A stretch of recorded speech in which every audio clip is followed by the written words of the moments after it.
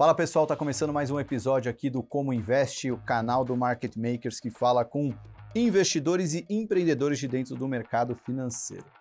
E a gente tem um convidado hoje muito especial, vou fazer uma apresentação dele aqui, mas você certamente já deve conhecer. Se você investe em fundos de investimento, com certeza você conhece o nosso convidado. Ele tem 39 anos, nasceu em Rio Comprido, no Rio de Janeiro, foi criado apenas pela mãe e teve o primeiro emprego aos 11 anos de idade entregando jornal. Em 2005, aos 19 anos, ele entrou na faculdade de administração, começou a estagiar no Banco do Brasil. Em 2006, ele entrou para a FAB, Força Aérea Brasileira. E ele já era entusiasta de finanças, mas a sua entrada de fato no mercado financeiro foi só 11 anos depois, em 2017. Isso porque uma live que ele fez sobre fundos de investimentos e finanças atraiu mais de 6 mil pessoas simultâneas. Essa live chamou a atenção de caras como o Daniel Nigri, do canal Dica de Hoje, que convidou o nosso convidado para ingressar no mundo do mercado financeiro profissionalmente. Ele deixou a FAB em 2021 para se dedicar totalmente ao mercado e hoje ele é sócio e fundador da Carteira Z, que faz análise e recomendação de investimentos focada em fundos de investimentos. Ele também se tornou um dos influenciadores de finanças que mais cresce no Brasil, já tem 250 mil seguidores entre Twitter, Instagram e inscritos no YouTube e é analista top 1 no ranking da Ambima. Se você não sabe de que eu estou falando, a câmera vai revelar, ele é o Rafael Zattar, mas já ficou fácil até pelo Carteira Z. Agradecer demais vir para essa terra feia como São Paulo aqui, mas vai ser bom o papo. Muito obrigado por estar aqui, Zattar. Obrigado, Thiago, cara. É um grande prazer estar aqui. Eu larguei o futebol do Rio de Janeiro para trocar essa ideia com você. Pô, grande prazer, cara. Já que você trocou, então, ó, já vou te dar até autografado aqui. Poxa. O meu livro aí para. Eu sei que você é mais de fundos, mas quando você quiser investir em ações com também, certeza. Sempre Sem Medo de Investir em Ações, para você. Se você gosta do livro, aliás, gosta de ações, o livro está aí na descrição também. Vai ser uma boa leitura, tenho certeza. Excelente. Zattar, cara, esse canal aqui, essa sessão do Market Makers é para ouvir como as pessoas que fazem parte do mercado financeiro investem seu próprio dinheiro e também como elas construíram o seu business aqui, esse intraempreendedorismo, né? Então vamos começar lá do começo. Quem que é o Zattar antes de entrar aí no mercado financeiro, né? Como é que foi sua infância, sua formação, até chegar onde você está hoje? Boa, Thiago. Cara, o Zattar, na verdade, ele com esse nome começou com 13 anos de idade. Eu não tinha Zattar no nome. Não sei, essa história algumas pessoas conhecem, né? Eu fui reconhecido pelo exame de DNA com essa idade pelo meu pai, né? Fui criado pela minha mãe, como você bem falou ali. E esse momento foi muito marcante na minha vida, cara. Nessa época que eu fiz esse teste de paternidade, porque eu botei minha melhor roupinha para conhecer aquele cara que seria o meu herói. Eu não tinha nenhuma mágoa, não conhecia ele, fiz esse teste de paternidade. E no dia que eu fui encontrá-lo, eu fui correndo na direção dele, mas não era ele, era o advogado dele. E esse era o dia exatamente desse teste de paternidade. A partir daí, eu fui chamado Zattar e eu sempre fui muito batalhador, assim, sempre quis ter o meu dinheirinho. Minha mãe ganhava 2 salários, entre 1 e 3 salários ao longo da vida para sustentar eu e minha irmã. Ou seja, 3 pessoas, né? Ela, eu e minha irmã. E só que nunca faltou nada pra gente, só que a gente não tinha nenhum tipo de luxo, nenhum salgado na rua. Então, com 11 anos, eu comecei a trabalhar na banca de jornal, na Rua Campos da Paz, no Rio Comprido, e nesse momento, Saloma, eu fiz meu primeiro investimento, cara. Eu ganhava R$10 por domingo e eu juntei uma parte desse dinheiro ao longo dos meses para comprar uma bicicleta usada para entregar mais jornais na menor quantidade de tempo e assim ganhar mais gorjetas. Então, aqueles R$10 de 1995 foi no ano, inclusive, que o Mamonas Assassinas, que caiu o avião do Mamonas Assassinas. Eu estava domingo na banca de jornal trabalhando exatamente nesse dia, né? Caiu na madrugada de sábado para domingo. Então, eu potencializava, ganhava R$10, equivalente talvez aos R$80 de hoje, registrado pela inflação. Eu triplicava o meu saláriozinho ali, entregando esses jornais, acabava potencializando. Na segunda-feira, os jornais que sobravam de domingo, eu ia vender no Ferro Velho, que ficava aos 800 metros dali. E no caminho do Ferro Velho, cara, tinha uma gráfica que eu pegava mais papel para juntar com os jornais velhos de domingo, para fazer mais um dinheiro. Então, eu acabava unindo a eficiência e a eficácia, né? Para quem sabe um pouquinho de administração, essa parte da eficiência é você otimizar recurso e tempo para alcançar determinado objetivo, e eficácia é você efetivamente alcançar o resultado. Então, eu fazia o que eu tinha na mão ali para conseguir um dinheirinho melhor. Então, começou assim com 11 anos de idade na banca de jornal, 15 anos eu entregava cartões de visita para taxista na Cruz Vermelha, em frente ao Inca, tinha um ponto de táxi no Rio de Janeiro lá, tem até hoje, e eu eu tinha um mostrározinho com 9 modelos de cartões que eu mostrava de carro em carro, para cada taxista. E eu reduzi para 3, cara. Eu consegui perceber nesse momento que eu comecei a vender mais quando eu reduzi a diversidade de cartões. Então, sei lá, nessa época, com 15 anos, eu percebi o poder da simplificação. Que eu faço isso hoje, na verdade, investir em fundos, né? Que simplificar, investir de forma mais tranquila e relativamente automatizada. E aí, para resumir aqui, trabalhei com música com 16 anos, comecei a tocar e tudo, tocava na noite. Então, meu primeiro carrinho, um Gol geração 3, eu comprei com dinheiro de música, Legal. sabe? Eu cheguei quem te acompanha nas redes, né? Você já até tem um vídeo seu famoso ali tocando piano em Dubai. No cruzeiro que eu fiz há uns meses atrás, né? Eu botei aquele videozinho lá. E eu trabalhei com música durante um tempo e com 19 anos foi o meu primeiro contato com o mercado financeiro, de certa forma, que eu estagiei no Banco do Brasil. E nessa época eu já estava estudando. No meio do caminho, eu esqueci de falar, que até o presidente falou comigo esses dias, eu fui operador de telemarketing da Embeleze. Então o Gilmar Beltrame, que é o novo presidente, falou comigo por acaso esses dias. Poxa, eu vi que você trabalhou na Embeleze e eu sou presidente hoje em dia, vamos marcar algo. Então fiquei muito feliz, o cara que trabalhei lá um tempo na Embeleze. E aí com essa idade, 19 anos, trabalhei no Banco do Brasil e, para resumir a história, passei na Força Aérea com 21 anos e fui para Florianópolis, servi na base aérea de Florianópolis, fiquei por 15 anos. E assim que eu passei na Força Aérea, Saloma, eu fui procurar o meu pai, né? Que ele nunca tinha me recebido. Eu conheci ele, foi depois disso, em 2005, 23 de dezembro de 2005. Eu fui procurar ele no trabalho. Ele tinha um cargo numa empresa de petróleo e eu não consegui falar com ele. Eu não tive acesso, o secretário não deixou eu ir, enfim. E eu escrevi um bilhete, né? Que era perto do Natal, que eu só vim desejar muitas alegrias e felicidades nessa data de seu filho Rafael Zattar. E aí, em 2017, que foi o ano que você falou que eu conheci o Daniel Nigri na live, foi o ano que eu finalmente conheci meu pai, mas foi numa hipótese não muito feliz, né? Foi no enterro dele. Eu conheci meu pai no velório, no Caju, e eu olhei para aquele homem, não tive nenhum tipo de mágoa, de rancor, mas ao mesmo tempo eu pensei, poxa, a gente poderia ter aproveitado a vida, ter vivido o momento juntos, né? E hoje o que a carteira Z bem ou mal proporciona para as pessoas através da recomendação de fundos é que as pessoas tenham mais tempo para focar na sua atividade principal, com atividades valorosas com seus familiares, e o que eu não tive com ele. Hoje a gente proporciona bem ou mal para as pessoas ali através da carteira Z. E nesse mesmo ano, para terminar aqui essa parte longa, eu fiz essa live com o Daniel Nigri, que ele me chamou, 13 de novembro de 2017, falando sobre fundos, que eu sempre gostei, cara. Eu sempre achei que fazia muito sentido o investidor, ao invés de escolher as ações em si, tendo aquele trabalho muito pormenorizado, o investidor talvez investir uma parte do patrimônio em boas gestões, dos melhores fundos. E aí eu foquei em fazer isso, fazer uma live com ele, já tinha algum processo de escolha de fundos, a galera gostou muito, ele gostou muito, e a gente abriu esse projeto Carteira Z em 2018. Hoje a gente ajuda, graças a Deus, milhares de pessoas a ter uma filosofia Carteira Z, né? Quem sou eu para me comparar ao Steve Jobs, mas o Z é como se a gente comparasse com aquela maçãzinha da Apple, né? A gente fala como estilo de vida, né? Somos pequenininhos ainda, mas a gente está inserindo esse estilo de vida nas pessoas, só que a gente não demoniza, Saloma, o investimento em ações. É claro que a gente estimula que as pessoas investam em ações naquilo que elas conheçam melhor. Então, cara, resumidamente, a história foi essa da Carteira Z que surgiu em 2017. A Carteira Z surgiu em 2017 e ela está dentro ali do Dica de hoje. Ele é quase como um braço de análise de fundos dentro ali do projeto tocado muito bem pelo Daniel Nigri. Perfeito, exatamente isso. E aí, recomendações de fundos. E aí, o Zattar deixou a FAB em 2021 e virou full-time um cara de mercado. Como é que foi essa transição? Como é que está sendo, né? Apesar da vida extremamente dinâmica que você teve, estamos entrando no 3º ano que você é full-time Carteira Z.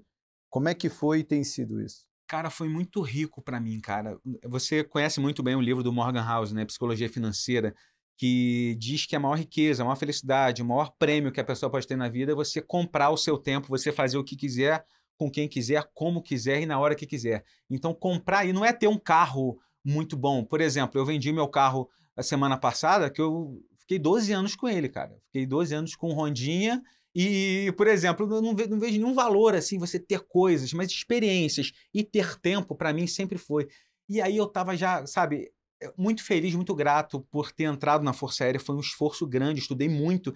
Eram 58 vagas para todo o Brasil. Eu fiquei em 5º lugar Então, foi muito bom, mas chegou um momento que eu queria abrir, abrir as asas, sabe? Ter a minha liberdade. Eu comprei 18 anos que faltaria para eu me aposentar. Até fiz uma postagem uma vez que eu contei em minutos, em segundos, em horas. Então, e também tem algumas coisas no militarismo que quem sabe, né?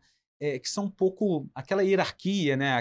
Teve uma vez, cara, que eu tava falando com o Breda no telefone, o Luiz Alves Paz e Barros, que a gente ia fazer uma live. Pô, o coronel tava na minha frente com a impressora do lado dele e falou: Zatá, pega esse papel para mim. Porque ficou incomodado, obviamente. Era só esticar a mão, né? Obviamente eu acatava ordens de superiores, mas sabe aquelas coisas desnecessárias, sinceramente, aqui falando? Então, uma coisa que me incomodava ao longo do tempo, sendo bem sincero, e eu consegui comprar essa liberdade empreendendo no mercado financeiro e conseguindo ajudar pessoas de uma forma genuína, não forçada, porque é uma coisa que eu fazia para mim investir em fundos, eu conseguia guardar um dinheirinho. Desde que eu entrei na Força Aérea, eu separava todo mês 20% do que eu ganhava, apesar que o salário hoje está muito defasado, né?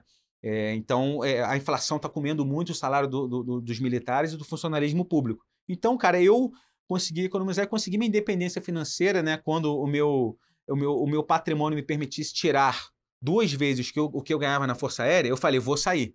Quando me permitisse. Aí, graças a Deus, eu consegui. E hoje a gente está full time no mercado financeiro, ajudando cada vez mais pessoas de forma bastante independente e genuína, cara. Pô, e deixa eu fazer uma pergunta muito pertinente, porque aqui no Market Makers a gente fala muito com gestores de fundos. E é difícil encontrar um gestor que não tenha um bom papo, né, uma boa, um bom conhecimento de mercado e até justificativa intelectual e até de resultado para estar ali tocando um fundo, né? Mas você tem que escolher um fundo ou outro. O quanto você coloca análise qualitativa e quantitativa no seu processo de escolher os fundos? Essa é uma pergunta muito boa, cara, porque há quem diga que escolher fundos são pessoas, pessoas e pessoas, ponto. Há quem diga que o quantitativo é mais importante. Eu acredito, sinceramente, que a balança ela roda igual. Porque se você só olhar o qualitativo, pensa, sei lá, num técnico de futebol, um cara disciplinado que tem uma boa equipe técnica, um cara que é pontual, um cara que às vezes monta equipe bem, em tese, mas não tem resultado. Então, pensa num jogador de futebol que é disciplinado, acorda cedo, é um atacante e o cara não faz gol. Só que o cara tem um qualitativo muito bom, apesar de não ter uma qualidade, não tem resultados coerentes. Então, eu acredito, pelo menos na visão da carteira Z, que é parelho. O quantitativo, o quali e o quantitativo, né? A gente gosta muito de olhar a gestão, quanto tempo trabalha junto, a questão do bônus pool, né? Aquele conflito de interesse que pode ter quando você assume um book ali e você toma um risco, você ganha pelo risco que você toma. Então, o risco, talvez, sei lá, no book de juros ou o câmbio é mais alto do que deveria ser, porque o ser humano, bem ou mal, ele é movido por uma ganância inerente ao ser humano mesmo, né? A maldade. Então, a gente avalia, claro, a parte qualitativa, pessoas, equipe, quanto tempo trabalha junto, processo. A gente estava numa gestora hoje, por exemplo, que o seu cara está na gestora. Tem dono de gestora que já está com 20, 30 bi que não aparece mais. O dono tem que estar no negócio. Eu tenho um amigo, por exemplo, que ele tem uma barraca de stand-up no Posto 6 no Rio de Janeiro, em Copacabana. Quando ele não está lá, o negócio não flui legal, não sabe se a receita veio direitinha. É sempre aquele... O dono tem que estar lá, o gestor tem que estar lá. Eu fui numa gestora agora que o gestor estava num call com uma empresa, depois atendeu a gente muito bem a gente olha muito esse quali, que eu dei umas pistas do que a gente faz, e o quant também, obviamente, cara, em janelas rolantes distintas, janelas temporais. Você sabe muito bem que a galera sempre olha os últimos 12 meses para aplicar. Isso aí é uma armadilha. É claro que você pode olhar um fundo, não aplicar, por causa dos últimos 12 meses, olhar. Aí você vai avaliar em várias janelas distintas, vários períodos. Esse fundo, por exemplo, agora se protege muito bem em crise. Então, como é que funcionou? Então, para mim, né, para a carteira Z, o quali é muito parelho com o quant, respondendo a sua pergunta. É bem parelho. E você fala principalmente com pessoa física, certo? Muito. Aí outra pergunta bem pertinente. A gente sente, pelo menos até nas interações que a gente tem com a nossa audiência, uma certa... Bom, eles investem em fundos, mas talvez eles não tenham o mesmo apreço pelos gestores que tinham lá, talvez em 2019, 2020. Muita gente tem pegado um pouco de birra de fundos, né? Talvez pela janela não muito boa dos fundos multimercados, talvez por a gente ter vários produtos aí na renda fixa com juro alto e as letras incentivadas e tudo mais, isso tem tirado, até os números mostram, né, o quanto de resgate que a gente viu em fundos de ações e multimercados. Como você sente aí nesse tempo que você já está acompanhando fundos, né, 3 anos full time, mas desde 2017, quando você fez aquela live, como você sente o comportamento do brasileiro com fundos de investimento? Cara, eu acho que existe um preconceito ainda inerente de pessoas. Eu acho que isso é um pouco mal do mercado financeiro. Sendo sincero para você, eu acho que você falou para eu falar o que eu quiser aqui, não ter papas na língua. Eu acho que uma propaganda muito grande de você vender curso de como se analisa ações de pessoas muito grandes, principalmente aí nos últimos anos, isso acaba ofuscando, talvez, na minha opinião, tá? Talvez eu esteja errado, ofuscando um pouco o investimento em fundos. Porque se eu estou te vendendo um curso de R$ 2.000, 3.000, para você avaliar ações, uma MBA, não estou falando que é errado fazer MBA nem comprar curso de ações, pelo contrário, eu só acho que a minoria das pessoas, talvez menos de 5% do público, tem perfil para investir em ações diretamente, talvez até seguindo uma casa de análise, porque, bem ou mal, precisa de um acompanhamento um pouco maior, mesmo seguindo uma casa de análise, de você abrir um broker, acompanhar o médico, às vezes está no plantão, tem que sair do plantão. A gente tem, Saloma, muitas pessoas, quase todos os dias, que falam, cara, eu não aguento mais investir em ações, porque eu tô no plantão, eu não consigo. Eu sou advogado, eu estou no processo, eu não consigo. Tem que rebalancear a carteira. Eu vou olhar a carteira recomendada de tal research e mudou em 3 meses, mudou muito. Então, aí você fala para mim, poxa, Zata, mas investir em fundos, você também tem que acompanhar, claro. Mas aí eu faço uma analogia que talvez as pessoas entendam, que quando você investe em fundos, você escolhe os técnicos que vão gerir a equipe. Quando você investe em ações, você é o técnico que vai gerir a equipe. Então, essa diferença não é muito tênue, é considerável. Então, as pessoas, na minha opinião, do lado de cá, como a gente talvez tenha implantado uma cultura de fundos dentro do nosso público, a gente tem visto um público que tem vindo e tem meio que enchido o saco, principalmente por causa dos últimos anos em ações que não tem sido muito bom, né? Até 2016 a 19, aquele rally forte, 2020 até agora, de lado, caindo, sobe, aquela coisa toda. Então a galera, os investidores, entraram muito na bolsa de 2020 para cá, né? A grande maioria Então, cara, quando você fica 2 meses investindo na bolsa, você é entusiasta e você ama. Quando você fica 6 meses, 1 ano, você ainda gosta. Quando você começa a ficar 1 ano e meio, 2 anos, 3 anos, que é o que está acontecendo agora com a galera que entrou em 2020, 3, 4 anos, a galera já começa a pensar, não estou tendo um resultado tão bom. Porque as pessoas falam, em 6 meses, o meu resultado é melhor do que o César Paiva do High Invest, do que o Camilo em 6 meses. Só que em 6 meses, cara, se a gente pegar uma criança aqui de 5 anos e falar para ela escolher 3 papéis aleatórios, ela pode ganhar do Warren Buffett, de qualquer gestor, melhor gestor do mundo. Você sabe muito bem. Sabe, Salão? Então, acho que é muito por aí. Não, boto muita fé porque a gente... vários comentários sobre isso, né? Primeiro, a gente colocou lá uns resultados de alguns gestores que estavam indo bem. Aí um cara falou, pô, eu fui muito melhor que todos eles. Aí eu até comentei, mas o que você fez? Ele, comprei só a Petrobras. Não, beleza, parabéns, a Petrobras dobrou de valor, mas será que foi a melhor gestão de riscos? Você foi bem em 12 meses. Será que se a Petrobras acontecer alguma coisa ali, você também está correndo... Se você souber do risco que você está correndo e deixar 100% do seu patrimônio numa única empresa, que ainda é uma produtora de commodities gerida por um governo, aí talvez... se você aguenta esse risco, tudo bem. Mas sobre o que você falou, né, do médico e tudo mais, até foi o principal motivo da gente ter o fundo de ações do Market Makers aqui, foi pensando até você falou de médico, meu irmão é médico, né? E ele às vezes acompanhava as coisas que a gente fazia, só que era isso, o médico tem uma vida muito louca, de repente ele tem que parar para fazer alguma coisa e fica o dia inteiro sem olhar o mercado. E aí eu até falei, Rafael também, ele. Coloca o dinheiro no fundo Market Makers, aí a gente faz para você. Perfeito, e quero parabenizar também, que o fundo está indo muito bem, do histórico a conta, mas está muito bem, batendo muito no Ibovespa. Vamos, começando agora... Nem está divulgando, mas parabéns, cara. Que continue assim, mas está começando, então estamos dando nossos primeiros passos aí. O que você falou do seu irmão, até desculpe interromper, é muito bom, é o nosso mantra na Carteira Z. A gente fala uma frase de Steve Jobs que a gente acredita que seja para tudo na vida. Se a pessoa se focar nessa frase, talvez ela tenha uma vida melhor em todos os sentidos. Concentre-se no que você é bom e delegue todo o resto.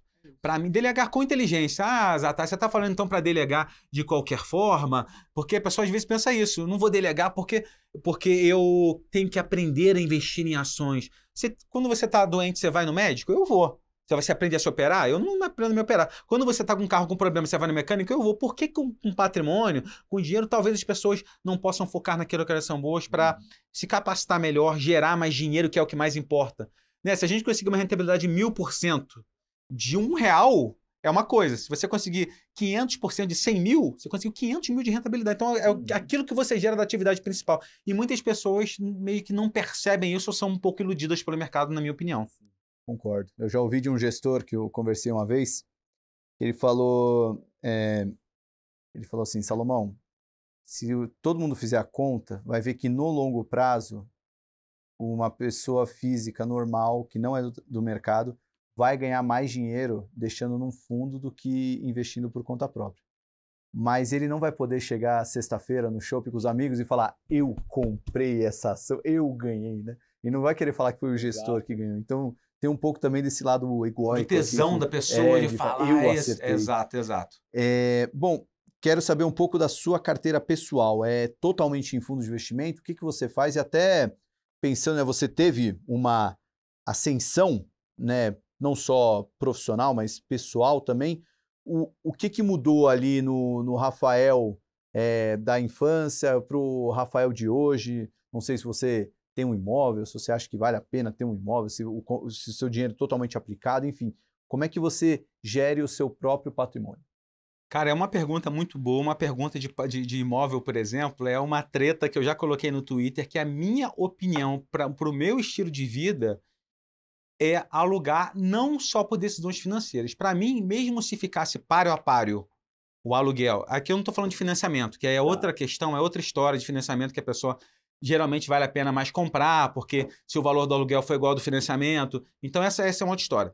Mas a minha grande questão é a liberdade geográfica. Eu saí da Força Aérea, eu trabalho em casa, eu vou para o escritório com o Daniel algumas vezes, mas trabalho em casa, venho aqui em São Paulo, visito gestores no Rio também.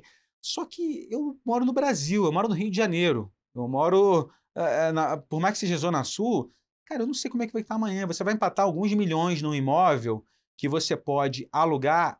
Eu não estou falando da vantagem financeira, não. A vantagem financeira é brutal. É brutal de alugar e comprar. Em casos de imóveis um pouco mais caros, em geral. Há exceções. Mas, então, na minha opinião, alugar vale muito mais a pena. Eu sei que tem muita gente no mercado financeiro que fala, meu amigo, o Eduardo Feldberg, do Primo Pobre, ele fala, pô, cara, eu comprei.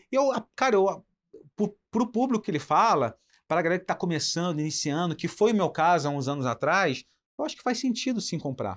Mas cada um tem uma realidade, né? Você tem que saber qual é a sua realidade. Mas para mim, talvez em algum momento eu queira morar um ano com a minha esposa no exterior, sabe?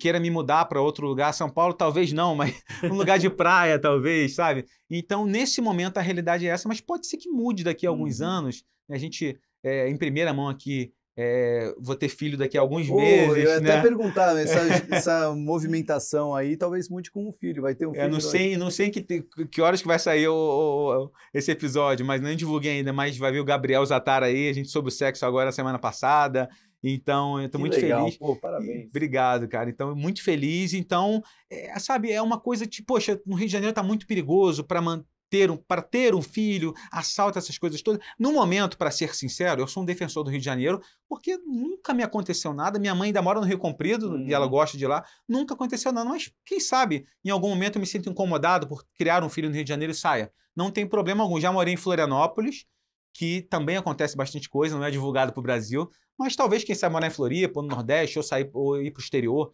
Então eu gosto muito dessa liberdade. Aí você perguntou da carteira, posso falar da carteira? Claro. Então eu falo da carteira aqui, eu tenho uma carteira majoritariamente de fundos, quase toda de fundos. E ao longo dos meses, quando eu saí da Força Aérea, eu falei, caramba, eu tinha na época quase 50% em renda variável em fundos de ações.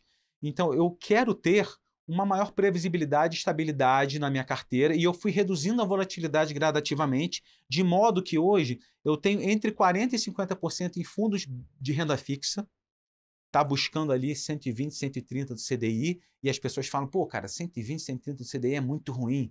Se você pegar desde o início do século, cara, 100% do CDI foi o equivalente a IPCA mais 5 e alguma coisa. 120 do CDI foi IPCA mais 7. Então, aí você fala, mas no início do século, aquela coisa toda de inflação descontrolada. Cara, eu não acredito que o Brasil, pelo menos no curto, médio prazo, não sei daqui a 20 anos, vai virar uma Suíça. Então, essa história que a renda fixa é perda fixa, na minha opinião, não faz sentido. Na minha humilde opinião, tem muita gente muito robusta que fala quem sou eu para rebater, mas eu também posso ter minha opinião, né? Deixa eu ter minha opinião. Então, cara, eu acho que eu quis trazer uma estabilidade para o meu portfólio, tendo 40% a 50% em renda fixa, e eu faço um campinho de futebol na minha carteira pessoal. Então, essa é a minha zaga. No meio de campo, eu coloco mais ou menos 20% a 25% em multimercados, bons multimercados, com DNAs e estratégias diferentes. Tem aquele fundo ali que é focado em eventos de volatilidade, aquele fundo multimercado focado em eventos de volatilidade, fundos focados em macro trading, fundos focados ali um pouco mais em juros, né, como a galera da Ibiúna, a galera da Vista. Então, é uma composição de meio de campo, que tem uma galera que sobe para atacar, a galera que é mais defensiva. Então, entre 20% e 25%. Tenho entre 15 e 20, um pouquinho menos, em fundos de ações ainda. Tem uma galera muito boa. Fundos descorrelacionados entre si. Basicamente, a nossa carteira Zerhard, né? A nossa carteira que a gente recomenda de fundos de ações, que desde 2018 está rendendo o dobro do Ibovespa. Né? 200% do Ibovespa líquido de taxas. Então, basicamente, essa carteira que a gente recomenda eu tenho já há muito tempo. E um pouquinho, alguns por cento vagabundo de criptomoedas.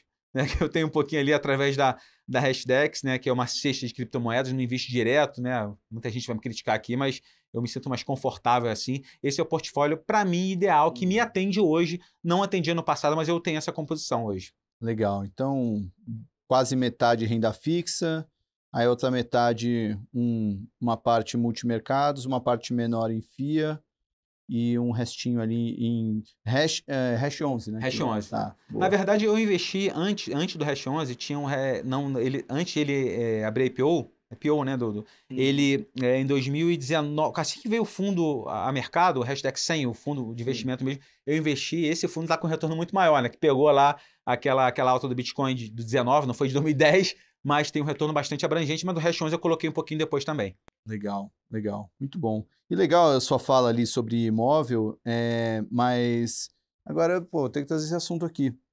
Zatar Pai, o que muda aí na carteira? Eu já pensa numa previdência para o Gabriel?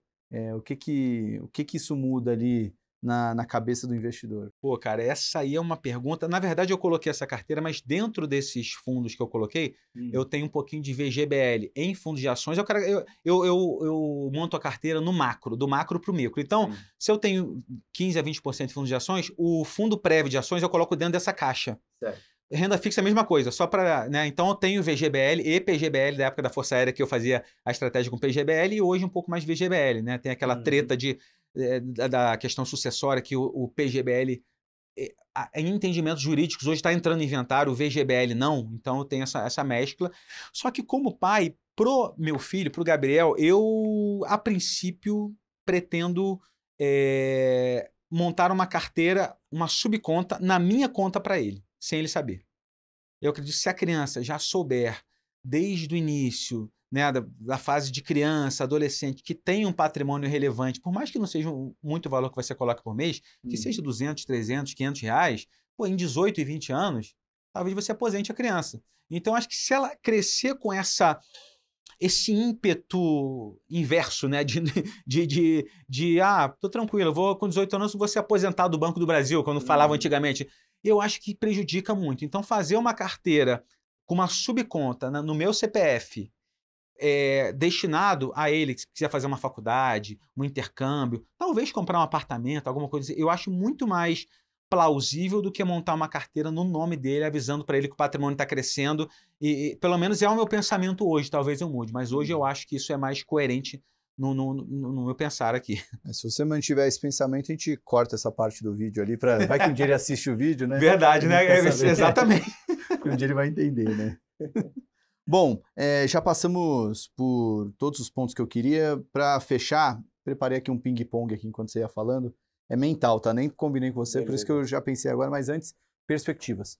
O que você espera para a sua atividade mesmo? Como um analista de fundos, alguém que trabalha focado ali em fundos, quais são suas perspectivas, planos ali para o Carteira Z?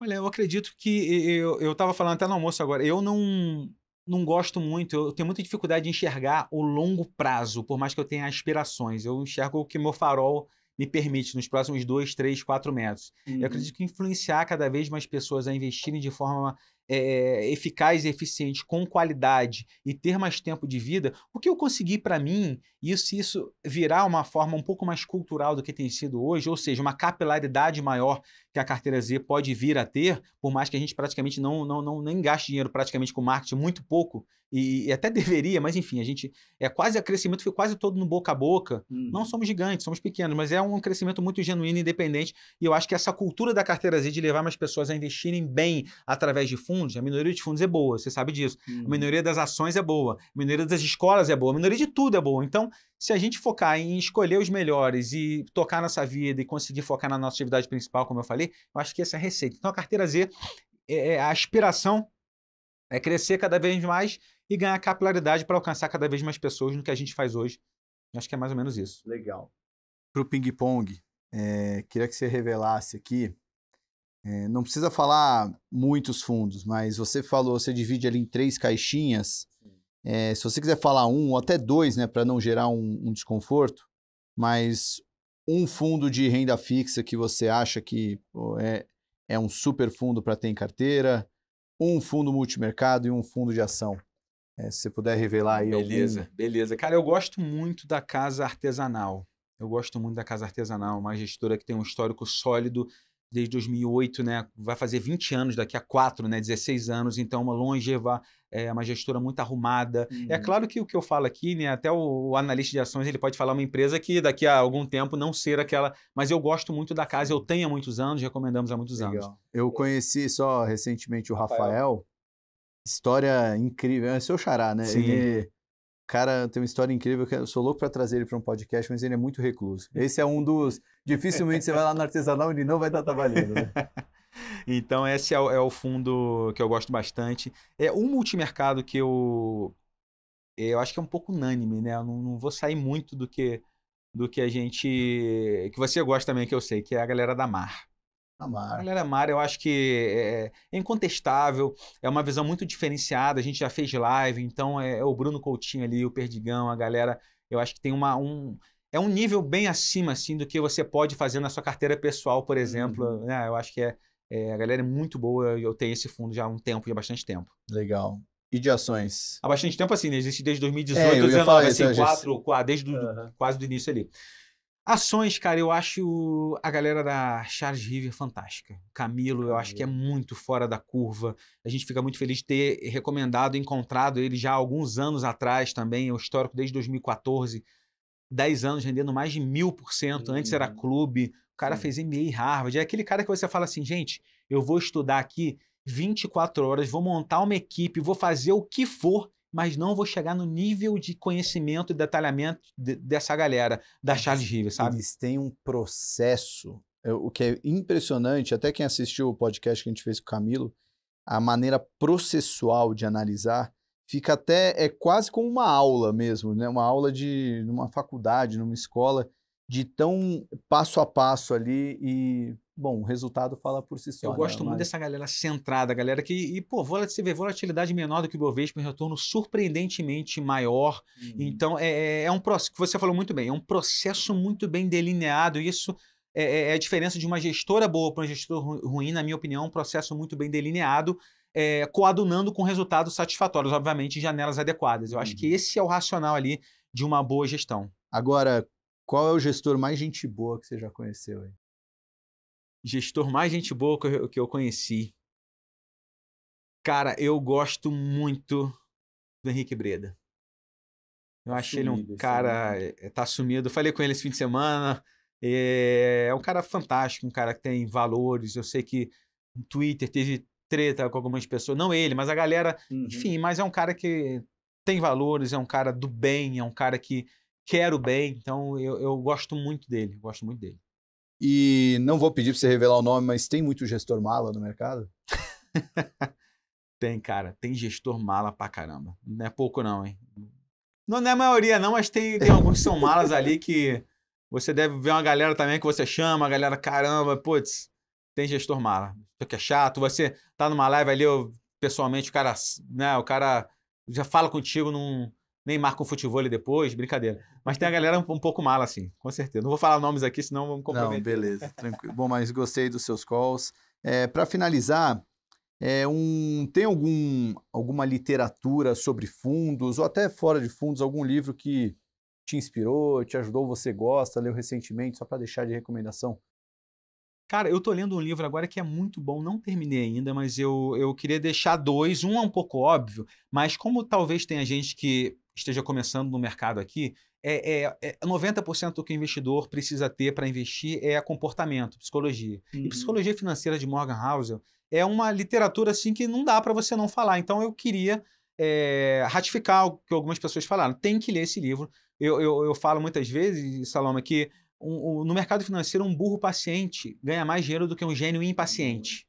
Então, não dá para não recomendar. E eu acredito que um livro muito bom que eu estou lendo agora, que eu aconselho, é O Jeito Harvard de Ser Feliz. Esse livro mostra como a sua mente pode mudar o que acontece ao seu redor. Então, mostra, por exemplo, que um experimento que o autor fez, né, de algumas pessoas, alguns alunos no Japão, 13 alunos que eles esfregaram urticária, vendaram os olhos, esfregaram urticária no braço. E falando do efeito placebo, tá? Porque eu estou botando uma parte aqui interna do livro falando do efeito placebo. Então, vendaram os olhos e esfregaram urticária O primeiro eles esfregaram uma planta que não era urticária, mas falaram que era. Uma planta inofensiva. E quando tiraram a venda da galera, os 13 ficaram empolados e com alergia. Não era urticária, não era. Era uma planta inofensiva. A mente deles... Mas só de achar que era. De achar que era. E o contrário também é verdadeiro. Fizeram com a urticária mesmo e falaram que é uma planta inofensiva, com 3 alunos também. 2 deles ficaram empolados. Né? Eles fizeram, 2 deles, né, eles fizeram e ficaram empolados. Então, assim, a sua mente... Ela muda os fatos, até com uma doença, alguma coisa assim, que se você pensar que aquilo não existe, eu acredito muito nisso. O mercado financeiro também é percepção, né? Às vezes o Morgan Housel fala muito isso no livro dele, né? A sua percepção dos fatos altera a realidade muitas vezes. Isso, falou tanto de Morgan Housel, acho que uma coisa muito bacana desse livro é quando fala sobre o suficiente. E o que você precisa para ser feliz é o suficiente. Isso... Acho que dos vários capítulos do livro são bons, esse aí é o que mais me guarda. Cara, botar o pé na areia. Eu gosto muito que desde pequeno, desde criança, eu vou pra praia. Então, eu sou do Rio de Janeiro, às vezes matava aula pra ir pra praia, então eu gosto muito. Mas, assim, botar o pé na areia, tomar uma água de coco, sabe? É algo tão simples. Então, você sentar às vezes eu vou com a minha esposa, ele senta ali na mureta e vê a paisagem só. Acho que o simples, né? O simples eu acho que é o que há de mais sofisticado, né? Então, o suficiente. Você não precisa... Porque quando você... nesse livro, O Jeito Harvard de Ser Feliz, ele fala também da questão da felicidade e sucesso. Ele fala assim, o que vem antes, a felicidade ou o sucesso? Que as pessoas pensam que o sucesso, ele leva à felicidade. Ou seja, eu quero ser o analista 01 do Brasil, aí eu sou. Agora eu quero que a carteira Z seja a melhor do Brasil, a maior capitalidade. Aí eu vou sempre buscando a felicidade no grau posterior, e eu nunca chego a ela. E é o contrário, que a gente precisa primeiro ser feliz, e a felicidade, ela leva ao sucesso. Então essa é uma lição muito grande também, que coaduna muito com o que você falou do Morgan Housel, é você saber quando você tem o suficiente, viver bem com isso, com a sua família, com laços afetivos, que também é o que faz a gente feliz. Eu acho que é muito por aí. Bom, excelente, valeu demais por compartilhar a sua história, sucesso. Parabéns aí pelo Gabriel que está chegando aí para trazer mais alegria para a família. E que seja a primeira de muitas vindas suas aqui, Zatar. Poxa, vai ser um prazer sempre, cara. Quero ressaltar aqui que eu admiro muito você, te acompanho desde da Força Aérea, desde antes de 2017, cara. Seu trabalho é maravilhoso, você é um cara que eu me espelho também no mercado financeiro, sou teu fã, continuarei sendo e estou à disposição sempre que precisar, cara. Obrigado mesmo. Maravilha. E honra a sua vida. Pô, valeu demais, Otário. Obrigadão, ficou até sem jeito. Pô, que isso, Mas cara. valeu. Eu agradeço. Valeu. Pessoal, se acompanhou o vídeo até o final, deixa aquele joinha, se inscreve no canal que toda semana tem conteúdo novo aqui no Market Makers. Até a próxima.